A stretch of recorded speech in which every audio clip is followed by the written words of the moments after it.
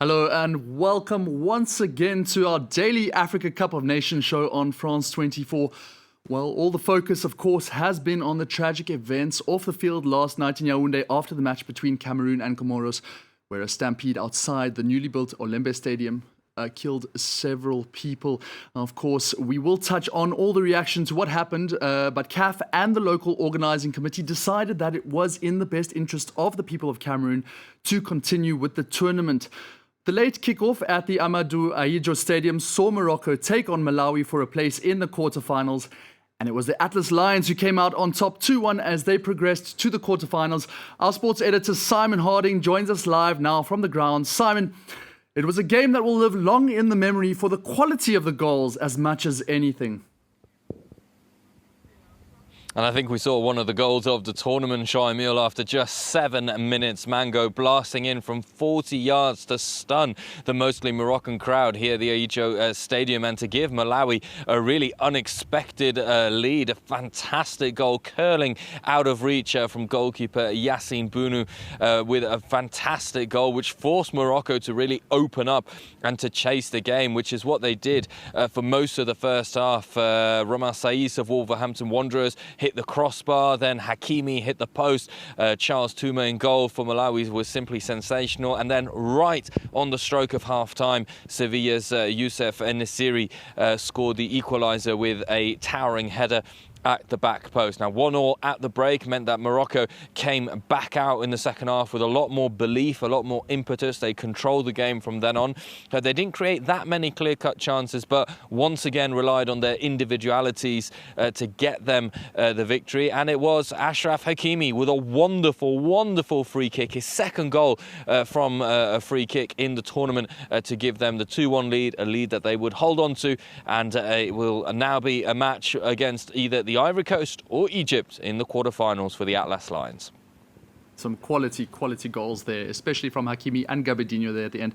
Now, obviously, it's impossible not to talk about all the events off the field that happened. And a clearly emotional CAF president, Patrice Motsepe, today, he held a press conference in Yaoundé to address what happened, saying his federation would launch an investigation with some ideas already about what took place. Let's remind ourselves about what he said. What happened yesterday in terms of the proximity of people being allowed to the stadium in a manner that is not properly coordinated and governed will never happen again. Should not happen again. I went to see where the people lost their lives. I went there this morning. And you see it's a gate for inexplicable reasons. It was closed. If that gate was open as it was supposed to, we wouldn't have had this problem we have now, this loss of life. So, of course, as part of the hearing, we want to know, but who closed that gate? Who's responsible for that gate? So very interesting words there, Simon. You were at the grounds when everything unfolded. What do you make of the response from CAF? And how does it paint the image of the tournament going forward? It was a very sober, very emotional response by Patrice Motsepe in particular. You could see the sadness and the disappointment on his face as he made that address, and he promised to have immediate reaction, an immediate inquiry which should yield its findings on Friday. The AFCON organising executive committee to host that meeting and to host the findings. He said that it was inexplicable, that it was of course unacceptable that fans who wanted to attend a football game went to the football game and were then in a situation where they would get seriously hurt or lose their lives, of course. He touched upon this closed gate, but I think there was a major omission on behalf of CAF who aren't aware or perhaps chose not to raise the issue, is that the Cameroonian authorities, in a bid to fill up the stadiums, have actually been giving out free tickets to people once the game has started so they can attend the match. Now, we were inside the ground unaware that anything had happened, but people were still streaming in 15 to 20 minutes later. Now, what that does is essentially encourage plenty of hopeful fans who don't have the money necessarily to buy a ticket to go to the stadium and to hope to get in as one of these lucky people to enter the stadium. Now, it is a gesture of goodwill. Unfortunately, it does lead to massive accumulations of players and crowds who are there all focused in very limited access points to the stadium. So perhaps that is going to be something in the findings. In terms of an overlaying shadow on the tournament, there was a minute's silence before the games. That will continue in the coming games, but of course we still have to wait and see the findings. The tournament goes on, football goes on. Patrice Motsepe was very clear that nothing would stop this Africa Cup of Nations, even when the question was put to him that mothers had lost their sons, classmates had lost their friends. Was it still the right time to hold the Africa Cup of Nations, this festival of football? And the answer was that for now and for the foreseeable future, yes. Well, we'll look at those investigation results when they come. Back to matters on the field, and the first game of the day saw the pretenders to the throne of Africa, Senegal, play against the much unfancied Blue Sharks of the Cape Verde, with hopes of going one step further than the last tournament and actually lifting the trophy. Now, it was another last 16 tie, filled to the brim with controversial moments as Senegal came out 1-0 winners. Thanks to 2-0 winners, thanks to a Sadio Mané Perla, with Cape Verde having 2 players sent off and Mané himself concussed in the process. Our sports reporter James Vasina was there to soak up all the action on a blistering day in Bafoussam. Senegal booked their place in the quarterfinals, but in no orderly fashion. The game today was pretty much tipped in their favour from the early minutes on. Cape Verde midfielder Andrade was sent off for a dangerous foul, this on Pap Gay. And after that, in the second half, things got just even worse for them as their goalkeeper Vasina was sent off. He and Sadio Mané clashed heads as they fought for the ball. Cape Verde therefore left with just 8 outfield men once that they'd replaced their goalkeeper, and their substitute goalkeeper did make a fantastic save in his early minutes on, but that wasn't enough to deny the opener from Sadio Mané off a corner kick. Senegal, who went on to double their lead after that, and despite these peculiar circumstances, they do once again keep a clean sheet, and despite, of course, these circumstances again, it still is a big win for the team. Écoutez, on a marqué 2 buts aujourd'hui, c'est le point positif. C'est vrai qu'on avait un peu du mal à marquer les matchs précédents. Le point positif aussi, c'est qu'on n'a pas encaissé de but, donc on reste sur une bonne dynamique à ce niveau-là et à nous de continuer.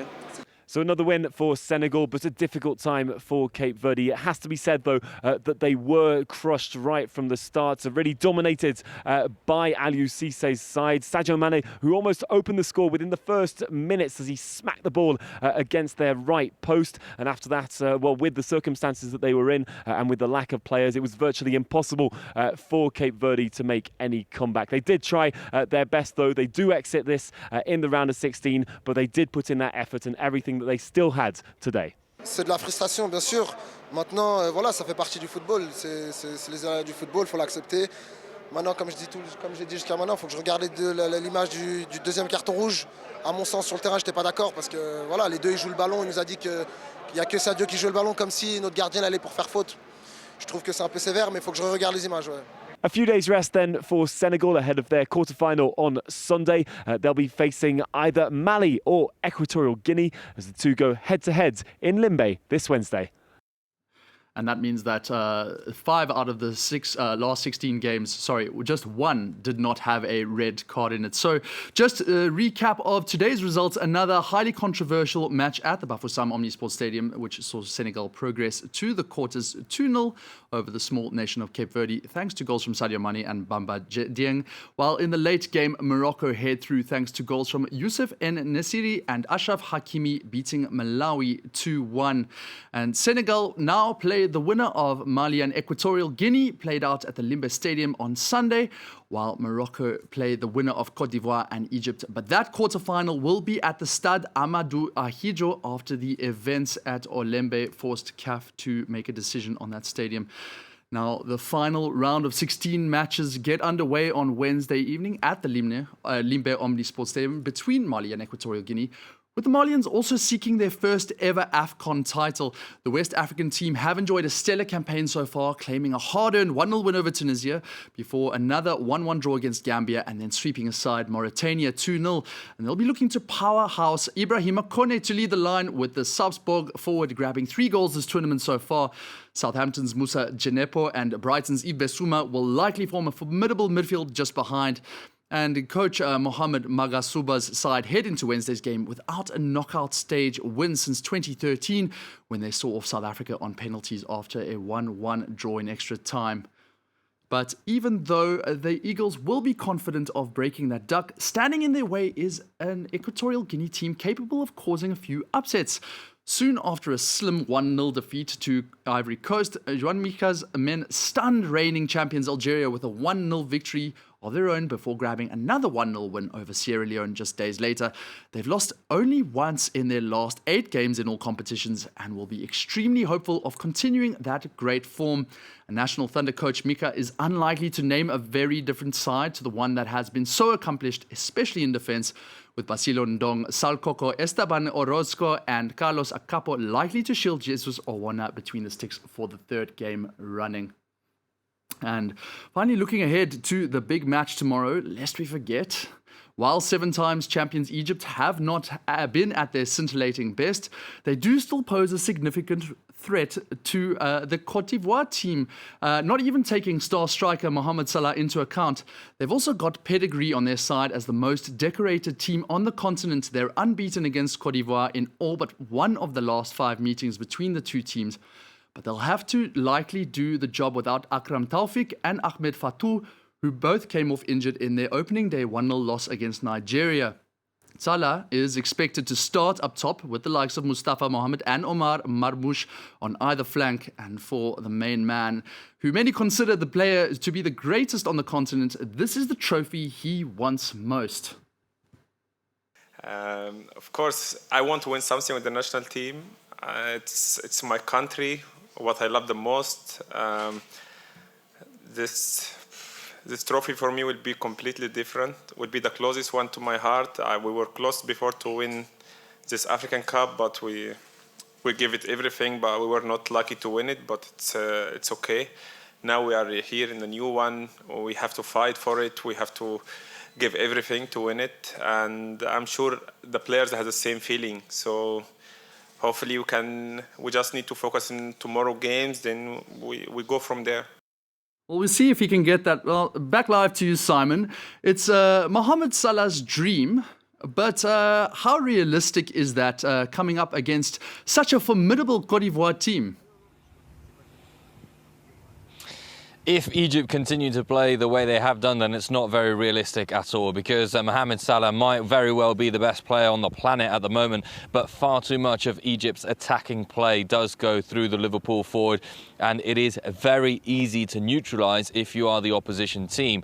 Now, it is true that Egypt lost against Nigeria, then they had narrow wins against Guinea-Bissau and Sudan, but when you consider that they come up against the mighty Ivory Coast, then you do fear for the Egyptians. The Ivory Coast in particular have been absolutely stunning since they started the tournament. They beat Equatorial Guinea, as you mentioned. They were disappointing when they drew 2-2 against Sierra Leone, but they wasted 17 chances in that match. And then, of course, they beat Algeria 3-1 to complete a fantastic victory against the Desert Foxes. And Patrice Motsepe's side are the clear favourites going into this game, and perhaps the favourites at this moment in time to win the entire tournament. For Egypt, Mohamed Salah is always going to be a threat, but he is going to have to, and Egypt are going to have to find different ways to try and go around this Ivory Coast defence, which has shown that it has certain vulnerabilities. But of course, Salah has his team's only goals in the competition, and yes, Egypt have only conceded 1, but they've only scored 2, and they'll have to play at the top of their game